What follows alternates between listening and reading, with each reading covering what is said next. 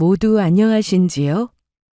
저는 70대 초반의 여성으로 얼마 전 제가 지금까지 인생을 살면서 겪었던 가장 뼈아팠던 일에 대해서 말씀드려 보려고 합니다. 그 일을 경험하고 느낀 것은 사람 욕심이 전부 부질없다는 것이었죠. 사실 저에게는 눈에 넣어도 아프지 않은 아들 하나가 있었는데 그 아들이 여자 문제로 처음으로 태어나 저와 남편 속을 썩이게 된 것입니다. 아들놈이 글쎄 저희 부부가 반대하는 여자와 결혼을 하겠다고 고집을 부렸던 겁니다. 그러다가 결국 아들과 연까지 끊게 되고 말았고요. 저희는 며느리가 저희 아들의 배경을 보고 접근했는지 알았거든요. 하지만 남편과 저는 그 일로 일생을 후회하게 되는 큰 사건을 겪게 되었고 아들까지 먼저 하늘나라로 떠나보내게 되었죠. 그래서 모든 것을 전부 잃고 자포자기한 심정으로 살아가던 어느 날 저에게 믿을 수 없는 일이 벌어지게 됩니다. 저의 남편은 의사 집안에서 태어나 본인도 의사가 된 엘리트 집안의 사람이었어요.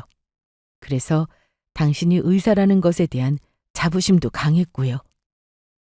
게다가 하나밖에 없는 아들도 의과대학을 졸업하고 인턴으로 대학병원에서 일을 하고 있었습니다. 그래서 저희 아들은 남편에게 늘 자랑스러웠던 아들이었고요. 그런데 두 사람이 아주 크게 금이 가는 일이 벌어지고 말았죠. 세상 부모 말 잘 듣고 착했던 아들이 어느 날 결혼하고 싶은 여자가 생겼다면서 갑자기 집에 데리고 왔던 겁니다. 그런데 그 며느리감이 남편이며 저에게 마음이 차지 않았던 것이죠. 특히 저희 남편의 마음에요. 왜냐하면 며느리감이 대학도 졸업 못한 채 고졸의 공장에서 일을 하고 있었던 여자였거든요. 아들 말로는 며느리가 공부를 잘했지만 아버지가 일찍 돌아가신 데다 집안 형편이 어려워 가장으로 바로 일을 해야 했던 형편이라 어쩔 수 없었다고 했지만 그렇다고 저희 남편 마음이 풀어질 리가 없었어요. 아들에 대한 기대가 컸던 남편은 성격이 워낙 대쪽 같은 데다 고집도 소고집이라 이길 사람이 없었던 겁니다. 그래서 남편은 아들과 며느리가 인사를 하러 오자마자 버럭 화를 내며 문전박대를 했던 것입니다. 아버님, 어머님, 최미연이라고 합니다. 잘 부탁드려요. 지금 누구 보고 아버님이래? 뻔뻔한 것 같으니라고 지 주제를 알아야지. 고졸에 아무것도 가진 것도 없는 비렁뱅이 주제. 감히 분수도 모르고 누굴 넘보는 거야? 내가 미쳤다고 너 같은 걸 내 며느리로 받아줄 것 같아? 니들 결혼하고 싶거든. 나 죽으면 그때 해라. 그 전까지는 절대 허락 못하니까. 꽃뱀도 아니고 변변치 않은 것이 힘들게 키워놓은 순진한 내 자식을 꼬드겨? 네가 우리 아들 의사의 집안 배경 보고 일부러 접근한 거 모를 줄 알고? 그 음흉하고 시커먼 속 내가 누구보다 더 잘 알아. 너희 같은 것들은 내가 한두 번 본지 아느냐고? 아빠, 도대체 그게 무슨 말씀이세요? 아무리 그래도 미연이한테 꽃뱀이라니 사람을 면전에 두고 어떻게 그런 말씀을 하시냐고요? 그리고 아빠가 잘 몰라서 그러시는데 미연이 사람 조건 같은 거 보고 접근하고 하는 그런 사람 아니란 말이에요. 정말 저 사람 자체만 보고 좋아해주는 사람이라고요. 내가 네 말을 어떻게 믿냐? 장엽이 넌 부족함 없이 자라서 모르겠지만 이렇게 가진 것 없이 못 빼어먹은 것들이 얼마나 지독한 줄 아냐? 저런 것들은 돈을 위해 사는 사람 인생이 망하든 말든 상관도 안 하고 물고 늘어지는 물귀신 같은 것들이라고. 아빠, 정말 이러실 거예요? 정말 더는 안 되겠네요. 저 아빠랑 엄마가 저희 결혼 허락해 줄 때까지 당분간 병원에서 지낼 테니까 그렇게 아세요. 저희 아들은 며느리와 결혼을 반대하는 남편의 모습에 많이 실망한 듯 집을 나가버렸습니다. 하지만 남편은 마음을 굽힐 줄 몰랐어요. 그래서 저라도 남편을 잘 설득해 볼 생각이었습니다. 며느리가 마음에 안 들더라도 조금 더 지켜보며 그래도 한 번쯤은 기회를 주는 게 어떻겠느냐고요. 저는 사실 며느리가 그렇게 싫지 않았거든요. 학벌이랑 직업으로만 보면 저희 아들과 차이가 많이 나긴 했지만 사람이 그런 것만으로 행복하게 잘 살 수 있는 것도 아니고 일단 아들과 며느리가 얼마나 서로 마음에 맞아 행복하게 잘 살 수 있는지 그게 더 중요하다고 생각했으니까요. 그리고 남편의 생각과 다르게 며느리의 됨됨이도 괜찮아 보였고요. 하지만 남편은 본인 고집을 꺾지 않았습니다. 그러다가 결국 큰 사단이 벌어지고 말았죠. 아들과 며느리가 저희 부부에게 결혼을 허락받는다며 다시 집에 찾아온 적이 있었는데 결혼을 허락해 줄 때까지 움직이지 않겠다면서 거실에 무릎을 꿇고 기다린 적이 있었거든요. 그런데 그런 아들과 며느리에게 남편이 대야의 찬물을 받아 끼얹어 버렸던 겁니다. 당장 내 집에서 저 불편한 거 데리고 꺼지지 못하겠어? 내가 미쳤다고 너희들 결혼 허락할 것 같아? 상엽이 너도 지금 내가 원망스럽겠지만 나중에는 나한테 저런 거랑 결혼하지 못하게 말려줘서 고맙다고 이야기할 거다. 내 말이 맞는지 틀리는지 나중에 두고 봐라. 100번 1000번 찾아와서 내 앞에 무릎 꿇고 빌어도 내 마음은 절대로 변하지 않으니까 괜히 쓸데없는 짓거리 말라고. 아빠, 지금 하신 말씀 진심이세요? 그래, 진심이다. 알겠어요. 아빠가 지금 하신 말씀 나중에 후회하지나 마시라고요. 그렇게 아들은 다시금 집을 나가게 되었죠. 하지만 남편이 아들과 며느리의 결혼을 반대하는 데는 그만한 이유가 있었습니다. 바로 남편의 형에 대한 일이었어요. 형도 남편처럼 의사가 꿈이라 의과대학을 다니고 있었습니다. 그런데 저희 아들처럼 차이가 많은 여자를 만났었죠. 시부모님 반대가 크셨는데 아주버님은 가족들의 반대에도 무릅쓰고 그 여자분을 선택하고 말았죠. 그래서 시부모님의 반대에도 결혼해서 살던 두 사람이었는데 아주버님이 암에 걸려 아프게 되자 형님 되시는 분이 아주버님을 버렸던 겁니다. 아주버님이 형님을 선택하면서 잘 다니던 대학도 관두게 되었고 그래서 공부만 하던 사람이니 배운 게 없어 할 수 있는 일이 막노동이나 일용직 뿐이었는데 결국 아파서 그마저도 못하게 되자 뒤돌아서 버렸던 거죠. 그리곤 아주버님보다 돈 많은 남자를 만나 도망가 버렸고 아주버님은 망연자실하며 병마와 홀로 싸우다 아무런 치료도 못 받고 고통스럽게 죽고 말았습니다. 그 소식도 남편과 시부모님은 아주버님이 죽고 나서 한참 후에야 알게 되었고요. 결국 아주버님과 결혼했던 그 형님이란 사람은 아주버님이 의대생에 집이 잘 사니 그걸 보고 결혼했다가 대학도 못 다니고 변변치 않은 일자리를 전전하다가 병에 걸리니 헌시장 버리듯 버려버렸던 겁니다. 결국 형님이었던 사람은 아주버니의 배경과 집안의 돈을 보고 접근했던 것이죠. 하지만 더욱 기가 막혔던 일은 시아버지께서 죽고 나서 일어났어요. 시아버지께서 죽고 나니 아주버님을 버리고 돈 많은 남자에게 가서 살던 형님이 아주버니의 자식을 낳아 키우고 있었다면서 시아버지가 돌아가시면서 남긴 재산을 노렸던 겁니다. 시어머니도 남편도 형님이 괘씸해 주고 싶지 않았지만 형님이 낳은 자식은 아주버니 자식이 맞았고 결국 법적 싸움 끝에 어느 정도 재산을 줘야 했습니다. 아주버니까지 버린 형님은 결국 고통스럽게 아주버님을 죽게 만들었으면서 본인이 원하던 시아버지 재산까지 자식을 앞세워 받아낼 수 있었던 겁니다. 그 모습을 지켜봤던 저희 남편의 가슴에는 그 일이 큰 상처로 남아 있었고 아들에게도 비슷한 상황이 벌어지니 며느리 또한 저희 형님과 같을 거란 생각에 형님을 위해서 결혼을 반대했던 겁니다. 하지만 저나 남편은 아주버님 일에 대해 그동안 아들에게 이야기하지 않았었습니다.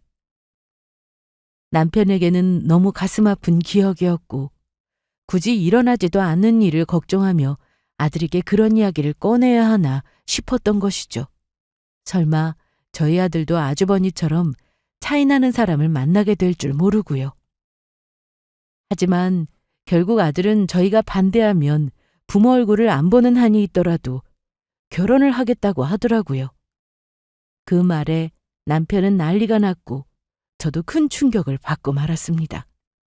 물론 저는 며느리가 마음에 들지 않은 것은 아니었지만 아들이 며느리랑 결혼을 반대하면 저희 부부를 안 보겠다고 이야기가 나오자 정말로 저희 아주버님 같은 일이 생기면 어쩌나 부모로서 가슴이 철렁했던 거예요. 그래서 저는 아들을 사랑한다는 며느리의 마음이 진심인지 아닌지 테스트해보기로 했습니다. 그래서 아들 몰래 며느리만 따로 보자고 했어요.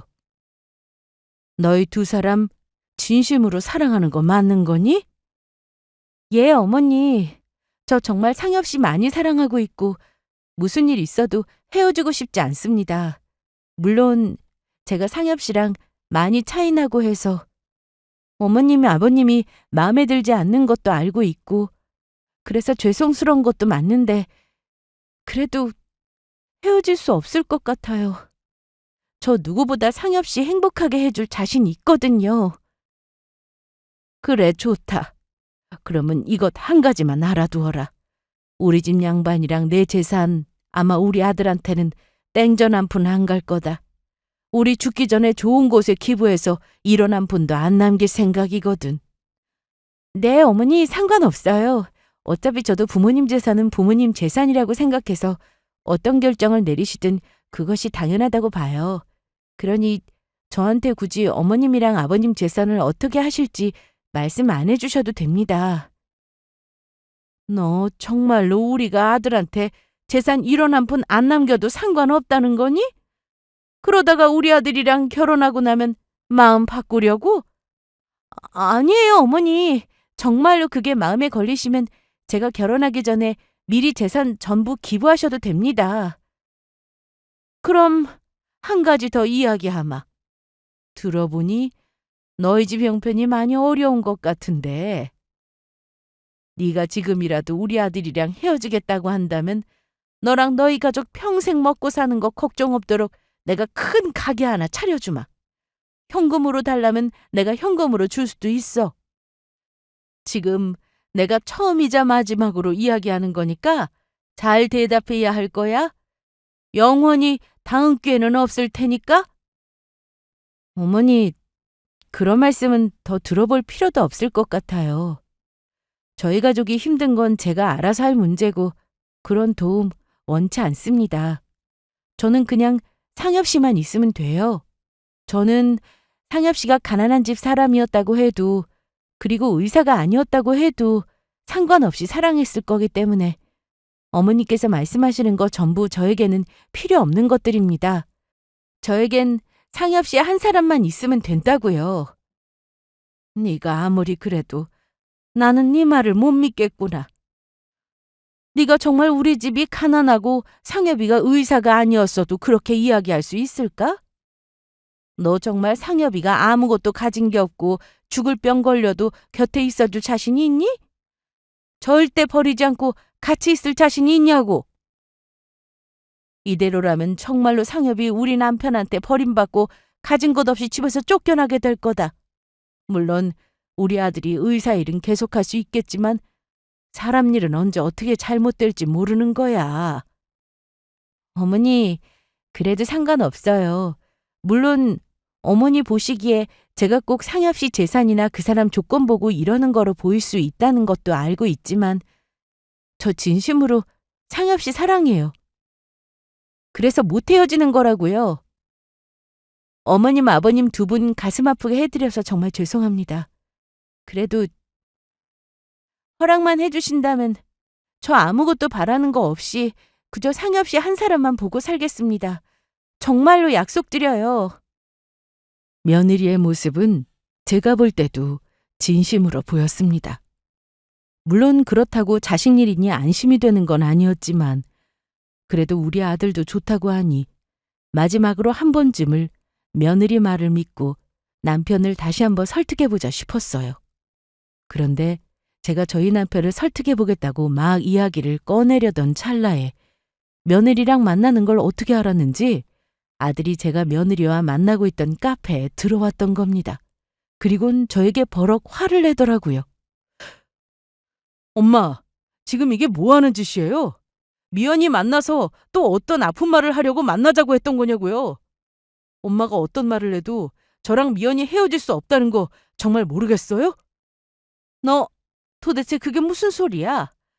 부모로서 자식 걱정하는 거 당연한 거고, 그래서 나도 미연이 진심을 알고 싶어서 만나자고 했던 것 뿐이다.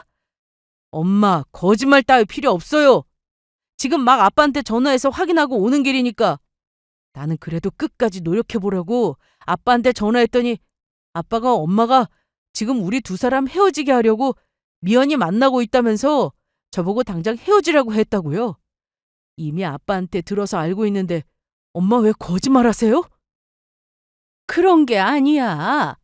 엄마는 정말로 미연이가 너를 생각하는 마음이 진심이라면 기회를 주고 싶어서 만나자고 했던 거다.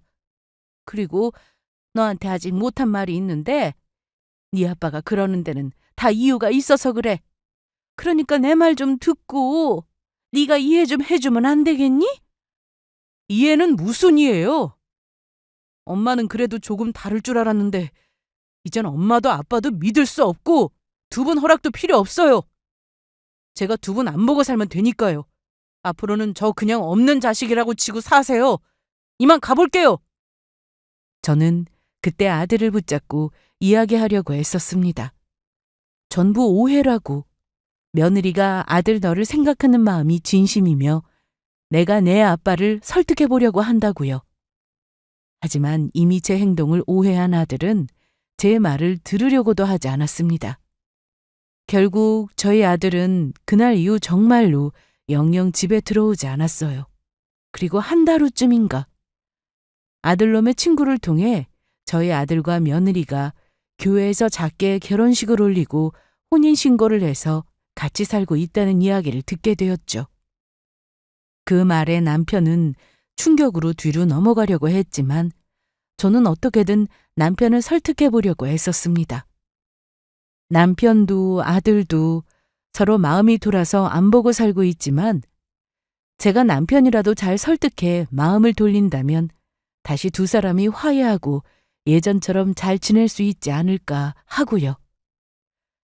아들도 자기랑 며느리 사이 허락한다는 이야기가 아니면 제 전화를 받을 생각이 없다면서 연락하지 말라는 말에 더는 아들에게 전화해 설득을 할 수도 없었거든요. 물론 저도 아들이 제 마음을 오해하고 그렇게 나온 게 섭섭했던 것도 사실이었지만 어찌되었든 아들이 이미 결혼해서 혼인신고까지 하며 선택한 인생이니 그만 용서하고 존중해주자는 마음이었습니다. 그렇게 시간이 흐르다가 몇 개월 후 저는 며느리의 임신 소식을 듣게 되었습니다. 제가 그 소식을 어떻게 알게 되었냐면 남편이 어떻게 알았는지 며느리가 임신했다는 소식을 저에게 알려주었던 거예요. 그래서 남편에게 어떻게 알았느냐고 물어보니 아직 아들이 대학병원은 계속 다니고 있으니 그곳에서 일하는 남편과 친한 의사가 그 소식을 듣고 전해준 것 같더라고요.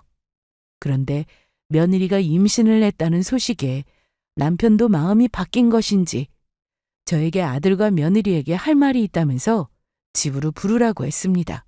그래서 저도 기쁜 마음에 이야기했죠. 두 사람한테 할 이야기가 있으니까 집으로 좀 오라고 그래.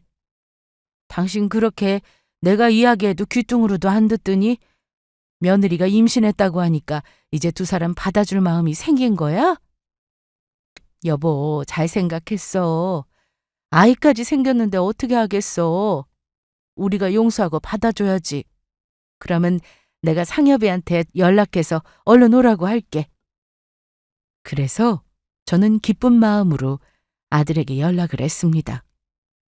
아빠가 마음을 돌린 것 같으니 며느리를 데리고 시간 내서 집으로 오라고요. 그리고 이 기회에 왜 남편이 아들과 며느리를 그토록 반대했던 것인지 그 이유를 이야기해 주려고 했죠. 그래서 저는 그날 아들과 며느리가 먹을 음식도 처음으로 정성 들여 차리게 되었고 두 사람이 오기를 기다렸습니다.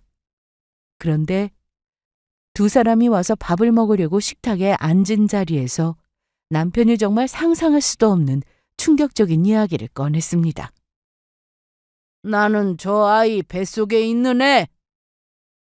내 손주로 인정 절대 못하니까 당장 지우거라. 아이 가졌다고 모든 게 해결될 거라 생각했나 본데 누가 허락할 줄 알고? 이 되먹지 못한 것이 우리 아들 꼬셔서 도둑 결혼해 아이까지 만들어서 그걸 빌미로 우리한테 재산 뜯어내려는 속셈인 것 같은데 나한테는 어림도 없지. 내 눈에 흙이 들어가도 두 사람 절대 허락 못하니까 당장 아이 지우고 헤어지거라. 당신 도대체 그게 무슨 소리야? 애를 지우라니? 어떻게 우리 손주를 지우라고 해? 당신 애들 사이 이제 허락해준다고 부른 건 줄 알았더니 지금 애 지우고 이혼하라고 부른 거였어? 아무리 그래도 그렇지 사람이 어떻게 그렇게 잔인할 수가 있어? 아빠, 지금 임신한 사람 앞에서 그게 도대체 무슨 말씀이세요? 나는 그래도 집사람이 이젠 아이 가졌고 우리 사이 허락해주는 줄 알고 기쁜 마음으로 왔는데 정말 실망이네요. 저도 내 마누라, 내 자식 인정 못하는 부모 필요 없으니까 아빠야말로 저희도 우리 아기도 볼 생각 절대 하지 마세요. 이만 가보겠습니다. 그러면 누가 겁먹을 줄 알고? 어디 가볼 테면 가봐라. 내가 지옥 끝까지 쫓아가서라도 니들 기어코 헤어지게 만들 테니까 두 사람 사이 절대 인정 못해. 아들은 울고 있는 며느리 손을 붙잡고 현관문을 열고 나갔고 저는 그때 딱 느낌이 왔습니다. 지금 아들을 보내면 정말로 영영 그 얼굴을 볼 수 없겠구나 하고요. 그래서 저는 떠나는 아들과 며느리를 맨발로 쫓아가 붙잡고 매달렸습니다. 아들아, 애미야, 제발 가지 마라. 너희 지금 이렇게 가면 안 돼. 네 아빠한테도 사정이 있어서 그런 거다. 물론 네 아빠가 잘못한 거 아는데 그래도 조금이라도 노력을 좀 해보자. 내가 너를 어떻게 키웠는데 이렇게 보내. 내가 모를 줄 알고 너 지금 이대로 가면 정말로 나랑 네 아빠 얼굴 안 볼 생각이잖니. 제발 그러지 말고 이 엄마 말 좀 들어줘. 듣긴 뭘 들어요. 엄마도 그러는 거 아니야. 아빠가 무슨 생각으로 부르는지 알고 무작정 우리 보고 오라고 했던 거예요? 엄마가 전화로 분명히 아빠가 우리 두 사람 허락해 주려고 하는 것 같다면서 집으로 오라며? 그런데 결국 한다는 소리가 어떻게 내 새끼를 지우란 말을 해? 아무리 부모라도 넘지 말아야 할 선이라는 게 있어. 이제는 정말로 엄마도 아빠도 보지 않고 살 생각이니까 그렇게 하세요. 저는 없는 자식인 셈 치시라고요. 안녕히 계세요. 아들아, 가지 마라. 가지 마. 저는 그렇게 바닥에 주저앉고 말았고 아들과 며느리가 떠나는 모습을 아무것도 하지 못한 채 바라만 봐야 했습니다. 그리고 얼마 지나지 않아 믿기 힘든 충격적인 소식을 듣게 되었죠. 그건 바로 저희 아들이 죽었다는 연락이었어요. 아들이 출근길에 교통사고가 크게 나서 세상을 떠났다고 했는데 저와 남편이 연락을 받았을 때는 이미 장례까지 치르고 저희 아들을 며느리가 수목장에서 묻은 다음이었습니다. 그래서 남편과 저는 아들을 수목장한 무덤 앞에서 얼마나 울었는지 모릅니다. 그리고 그렇게 울고 있는 저와 남편을 바라보던 며느리가 저희와 헤어질 때 한마디를 하더라고요. 아이는 두 분께 폐 끼치지 않게 제가 혼자 알아서 잘 키우겠습니다. 그러니까 제가 남편과 제 아이를 빌미로 두 분에게 손 벌리거나 할 거라는 그런 걱정은 안 하셔도 돼요. 남편을 위해서라도 우리 아이 꼭 훌륭하게 잘 키울 거니까. 나중에 아이 대학에 들어가면 그때 어떻게 저희가 살고 있는지 소식 전해드리겠습니다. 그전까지는 저도 두 분 볼 용기가 나지 않을 것 같아서요. 그리고 남편 사망 신고는 제가 마음의 준비가 되면 그때 할 생각이니 아무것도 건드리지 말아주세요. 그거라도 제 뜻대로 하게 해주시면 감사하겠습니다. 그러면 두 분 건강히 잘 지내세요. 그렇게 말하며 며느리는 저희에게 어떠한 원망도 하지 않고 가버렸습니다. 그제야 남편도 저도 깨달았던 것이죠. 며느리가 저희 아들을 사랑했던 마음이 진심이라는 사실을요. 그리고 그제야 남편도 자신의 행동에 반성을 하는 것 같았습니다. 만약 설령 며느리가 저희 아들의 직업이나 저희 집 재산을 노리고 접근했어도 아들이 힘들 때 저희가 곁에서 잘 이끌어주고 보호해준다면 괜찮았을 텐데 이미 너무 많은 걱정에 아들과 며느리 사이를 반대하다가 자식을 먼저 앞세워보는 것이 아닌가 하고요. 교통사고로 아들이 떠난 것이긴 했지만 모든 게 저희 탓 같았거든요. 그래서 아들의 사진을 끌어안고 며칠을 울고 있는 남편을 향해 제가 이야기했어요.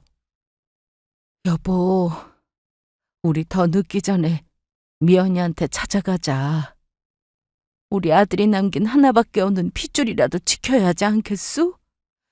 우리 미연이한테 용서를 빌고 무릎이라도 꿇자고. 며느리가 우리를 받아줄까? 상엽이 저렇게 된 게 누구 탓이겠는가? 우리 두 사람 반대하지만 않았어도 일어나지 않았을지 모를 일인데 며느리가 우리를 용서해 주겠냐고? 그래도 어떡해. 그래도 용서할 때까지 계속 가서 빌어야지. 새끼도 잃었는데 이제는 며느리랑 손주까지 영영 잃을 작정이야?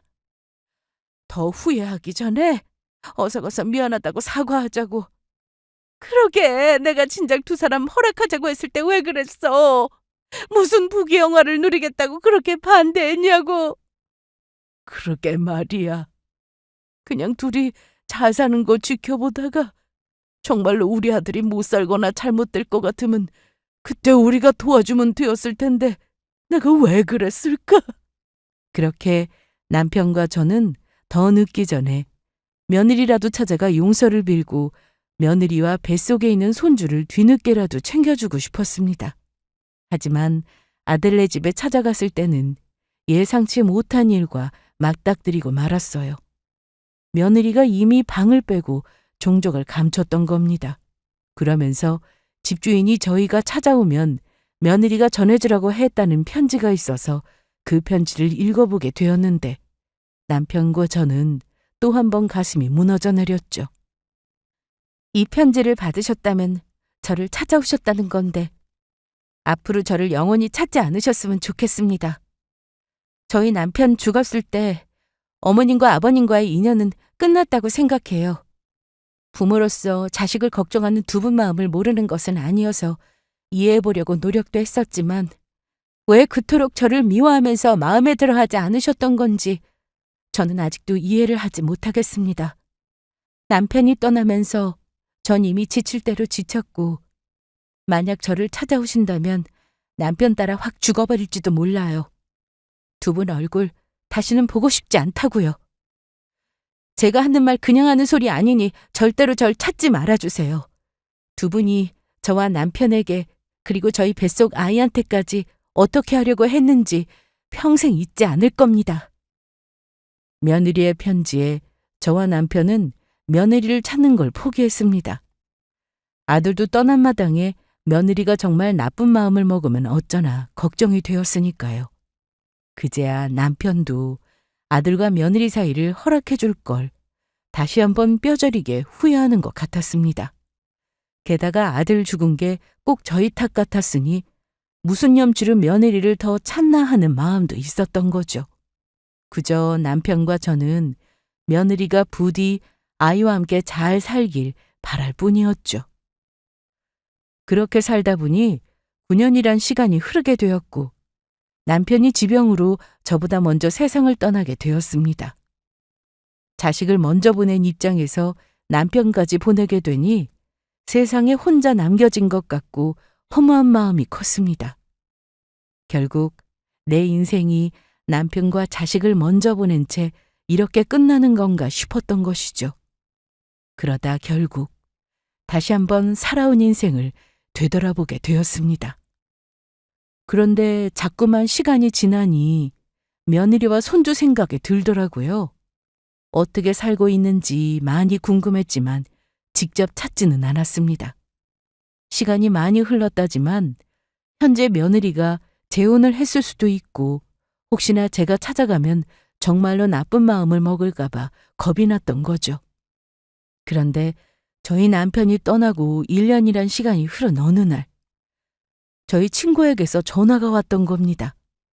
맛집으로 유명하다는 식당이 있어서 찾아갔는데 저희 며느리가 그곳 사장으로 있다는 것이었습니다. 사실 저희 집에 아들 친구가 핸드폰으로 찍어서 보내준 아들과 며느리가 교회에서 찍은 결혼 사진이 있었거든요. 아들 부부가 결혼했을 때는 남편이 보여주는 것조차 싫어해서 꺼내지 못했던 거였는데 저희 아들이 떠나고 나서 인화해서 집에 크게 걸어놨었죠. 그래서 저희 집에 걸려있던 저희 아들 결혼식 사진을 보고 친구가 며느리를 알아보았던 겁니다. 그래서 저는 처음으로 친구에게 며느리가 아는 식당이 어디인지 저에게 알려주지 말라고 했어요. 혹시나 제가 며느리랑 손주가 보고 싶은 욕심에 며느리가 아는 식당을 찾아갈지도 모르는 일이었으니까요.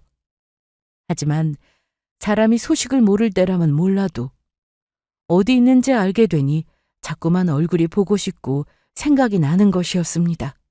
그래서 결국 친구에게 며느리가 아는 식당이 어디인지 묻게 되었어요. 가서 아는 척은 못하더라도 멀리서 몰래 잘 사는지 확인하고 오고 싶었던 겁니다. 게다가 만약 손주 얼굴까지 볼 수 있다면 더할 나위 없다고 생각했죠. 그래서 결국 떨리는 마음으로 모자랑 마스크까지 쓰고 며느리가 한다는 식당을 찾아가게 되었던 겁니다. 그리고 멀리서 가게를 지켜보는데 정말로 그곳에서 일하고 있는 며느리가 보였던 겁니다. 순간 울컥하는 게 정말로 저희 아들을 보는 것 같았습니다. 그때 그 심정이 며느리의 얼굴이 꼭 제 아들 얼굴을 보는 것만 같았죠. 그래서 그러면 안 된다는 걸 알면서도 저도 모르게 가게로 들어갔는데 카운터 앞에 저희 손자 사진이 떡하니 크게 걸려 있는 것이 보였습니다. 순간 그 사진을 보는데 눈물이 나오려는 걸 간신히 참았죠. 손자 모습이 어릴 적 저희 아들 모습이랑 아주 판박이었던 겁니다. 그래서 저는 일단 며느리한테 들킬세라 아무 곳에나 자리를 잡고 앉아서 음식을 주문하게 되었습니다. 그런데 자꾸만 며느리에게 시선이 가는 건 어쩔 수가 없었죠.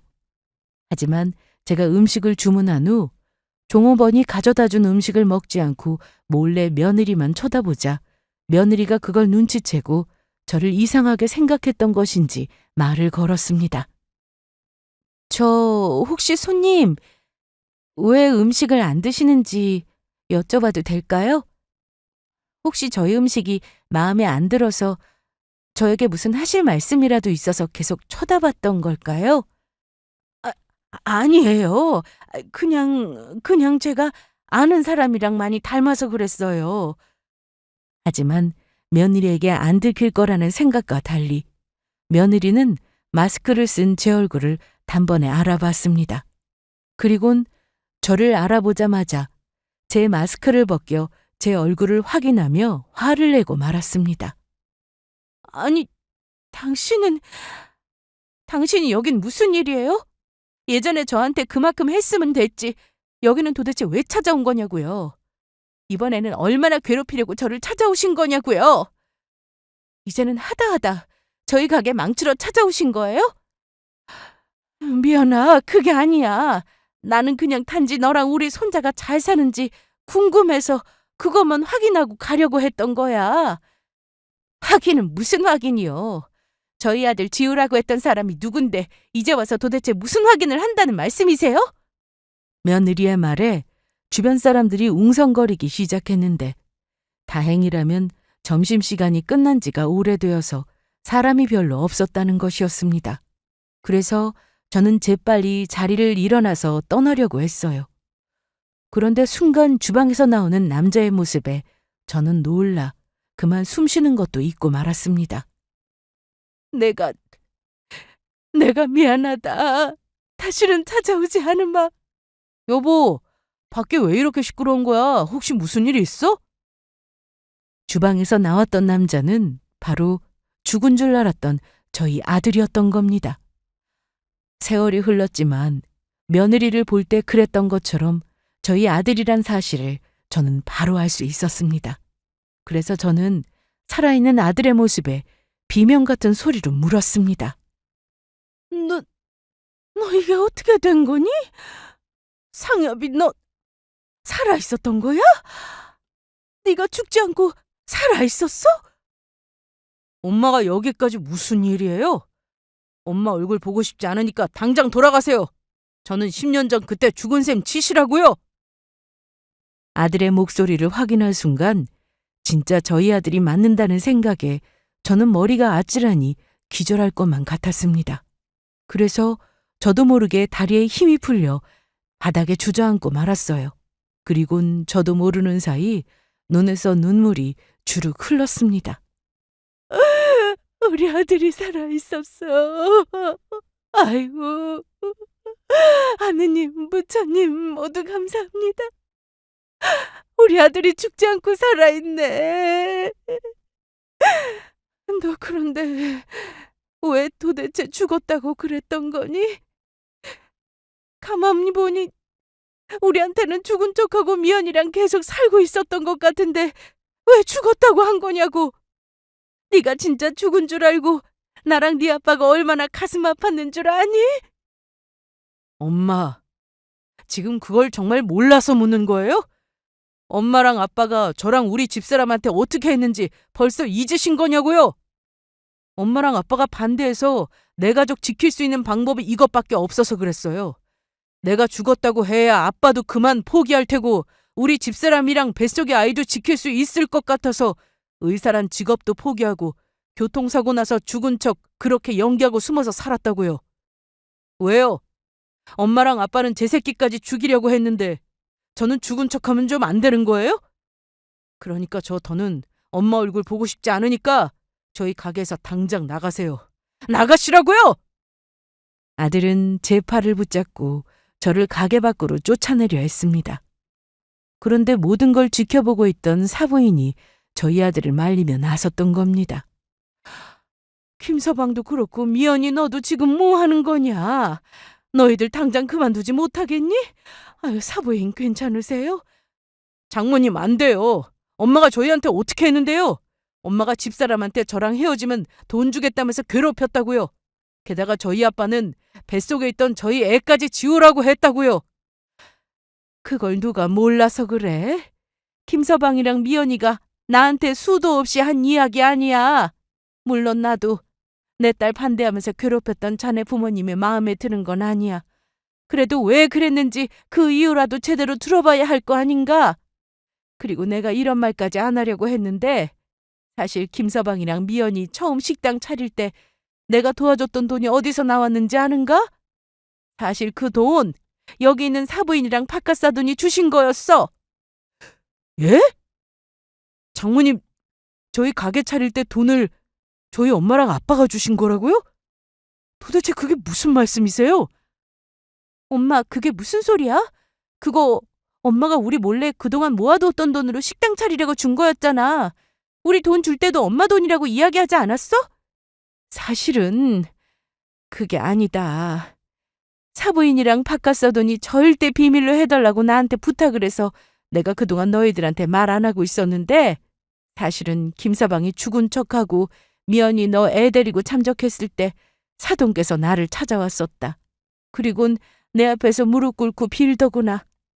자식이 잘 되었으면 하는 본인들 욕심에 자식도 먼저 보내고 하나밖에 없는 며느리랑 손주에게 큰 죄를 지은 것 같다면서 정말 미안하다고 말이야. 그러면서 사부인이랑 바깥사돈께서 김서방 죽었는지 알고 미연이 너 혼자 애 키우기 힘들 거라면서 필요할 때 쓰라고 돈 주고 간 거였다. 두 분이 돈 주고 간 거라고 하면 미연이 네가 절대로 그 돈을 받지 않을 거라면서 비밀로 해달라고 하시더라. 절대로 말하지 말라면서 나한테 부탁하면서 신신당부를 했었다. 혹시 미연이 네가 혼자 애 키우다가 힘들어지면 언제든지 도와줄 테니 연락 달라면서 연락처까지 주시고 가셨어. 물론 내가 그 돈 받고 사돈 내에 다시는 연락을 안 했었지만 너희 지금 이렇게 식당 차려서 자리 잡고 잘 된 것도 전부 사돈 내가 도와줘서 그런 거라고. 내가 그동안 사실을 밝히지 않고 비밀로 하고 있었던 것도 너희들한테 사실대로 말하면 돈을 안 받을 것 같아서도 있었지만 사돈네가 그때 왔다 가시면서 부탁한 게 있어서였다. 그래서 나도 더는 사돈네 원망하지 않기로 했으니 너희들도 그만하거라. 니들도 지금까지 사부인이랑 바깥사돈 속이고 살았으면 그걸로 충분한 거 아니니? 사부인은 그러면서 저를 일으켜 세워주더라고요. 그러면서 저에게 물었어요. 사부인 잘 오셨습니다. 자식 장사하는 가게 보러 오는 게 당연하죠. 그런데 어떻게 혼자 오셨어요? 바깥사돈은 왜 같이 안 오시고요? 그게 사실은 남편은 1년 전에 세상을 떠났습니다. 엄마, 그게 무슨 말씀이세요? 아빠가 세상을 떠났다니. 그러면 돌아가셨다는 거예요? 그래, 네 아빠가 떠나기 전에 너희들한테 많이 미안해 하셨어. 그때 그냥 너희 두 사람 허락해 줄 걸. 먼저 세상 떠난 아주버님 일만 아니었어도 너희들을 그렇게까지 반대하지 않았을 텐데. 그 일이 평생 당신 가슴에 맺혀서 자식한테까지 상처 주고 보낸 것 같다면서 정말 많이 후회하셨다.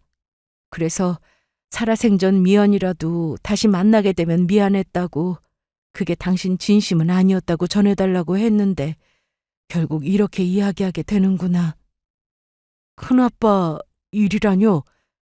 큰아빠가 일찍 돌아가신 건 알고 있었지만 도대체 저희 결혼 반대했던 거랑 무슨 상관이 있다고 그런 말씀을 하시는 거예요? 그리고 그제야 저는 그동안 아들과 며느리에게 말하지 못한 사연을 이야기하게 되었습니다.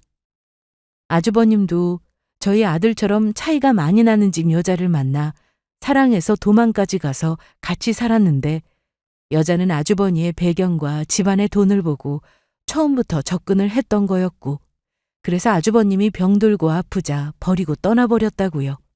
그래서 아주버님 혼자 쓸쓸하게 돌아가셨다는 이야기를 전하게 되었습니다. 그래놓고 시아버지가 돌아가시자 아주버님 자식을 낳았다면서 찾아와서 여자가 재산을 뜯어갔다는 이야기도 말하게 되었고요. 그래서 남편이 그렇게 아들과 며느리의 결혼을 반대했던 것이 아주버님처럼 될까봐 걱정해서였다는 것도 말이에요. 그리고 제가 그때 며느리를 보자고 불러냈던 일이 아들과 며느리를 헤어지게 만들기 위해서가 아니라 남편을 설득하기 전에 며느리가 저희 아들을 사랑하는 게 진심인지 확인이 필요해서 그랬던 것이란 이야기를 해주었습니다. 그래도 아주버님 일은 아주버님 일이고 너희 일은 너희 일이었는데 나도 네 아빠도 너희들을 믿어주지 못해서 미안했다. 특히 미연이 너에게는 내 새끼 챙기느라 큰 상처를 주었어. 정말 많이 미안하다. 그래서 네 시아버지는 매일 후회하면서 이렇게 말씀하셨다. 그때 두 사람 결혼을 허락만 했어도 상엽이 너도 죽지 않고 며느리가 손주 낳는 것도 보면서 행복하게 살았을 텐데 그러지 못해서 한이라고 말이야. 몰랐어요. 아빠가 그런 일을 겪으셨는지. 우리 아들이 이렇게 살아있는 것도 보고 며느리랑 행복하게 잘 살고 있는 것도 확인했으니까 난 그걸로 되었다. 비록 사진이지만 손자 얼굴도 보았고 앞으로도 너희 세 가족 모두 행복하게 잘 살길 바라마. 죽을 때까지 다시는 너희들 찾아오진 않을게. 더는 내 얼굴 보고 싶지 않을 테니 난 이만 가마. 저는 사부인에게 인사를 하고 뒤를 돌아 가게를 나오려고 했습니다. 아들이 살아서 며느리와 손자와 함께 잘 사는 모습을 보았으니 그걸로 되었다 싶었죠. 더는 욕심을 부려서 안 된다는 생각이었어요. 그러면서도 또다시 다시는 아들을 볼 수 없다는 생각에 눈에서 눈물이 나오려는데 입술을 꽉 깨물고 간신히 참았습니다. 그런데 그때 제가 생각지도 못한 일이 일어났습니다. 저희 아들놈이 가게를 나가려는 저를 뒤에서 꼭 부둥켜 안으며 못 가게 막은 것이었어요. 그리고 누가 봐도 울고 있는 목소리로 말했습니다. 엄마, 제가 죄송해요. 그때 분명히 엄마가 저한테 오해를 풀어주려고 무언가 말씀하려고 했던 것 같은데 그때는 제가 너무 어리고 엄마랑 아빠가 너무 원망스러워서 두 분 마음이 어땠는지 헤아리지 못했어요. 아빠한테 그런 일이 있었다는 걸 알았으면 집사람이랑 조금 더 아빠를 설득하기 위해 노력했을 텐데 제가 그렇게 못한 것 같아요. 그런데도 엄마랑 아빠는 저희 집사람이랑 아이 걱정에 장모님까지 찾아와서 도와주시고 제가 그걸 몰랐어요. 엄마, 제가 잘못했어요. 이렇게 아빠 얼굴도 못 보고 보내드려서 제가 정말 죄송합니다. 제가 불효자예요. 그러니까 엄마, 제발 가지 마세요. 앞으로는 저희가 잘해드릴 테니까 자주 얼굴도 보고 서로 연락도 하면서 그렇게 우리 다시 가족으로 살아요. 그러자 곁에 있던 며느리도 다가와 저를 껴안았습니다. 어머니, 저도 죄송해요. 그때는 저희 가족을 지켜야겠다는 생각에 도망치기에 바빴는데 어머니 말씀 들어보니 제가 너무 경솔했던 것 같아요. 저야말로 어머님이랑 아버님 가슴에 대못을 박아서 죄송합니다. 아니다, 아니야. 우리가 미안했다. 이렇게 착한 며느리를 몰라보고 오해해서 일이 이 지경까지 됐어. 엄마랑 아빠가 정말 미안해. 그렇게 저는 뒤를 돌아 아들과 며느리를 꼭 안아주었습니다.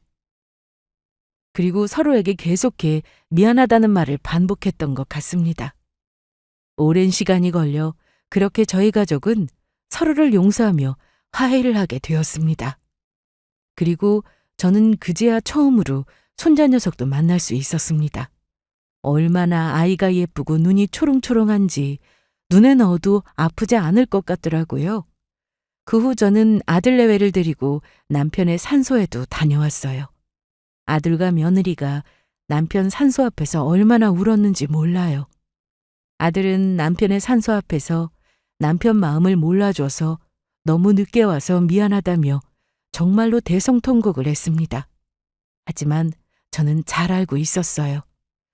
저희 남편이라면 자기 산소를 찾아온 아들과 며느리 그리고 손주 녀석을 보며 하늘에서 아주 반가워하며 분명히 행복해하고 있을 거란 사실이요.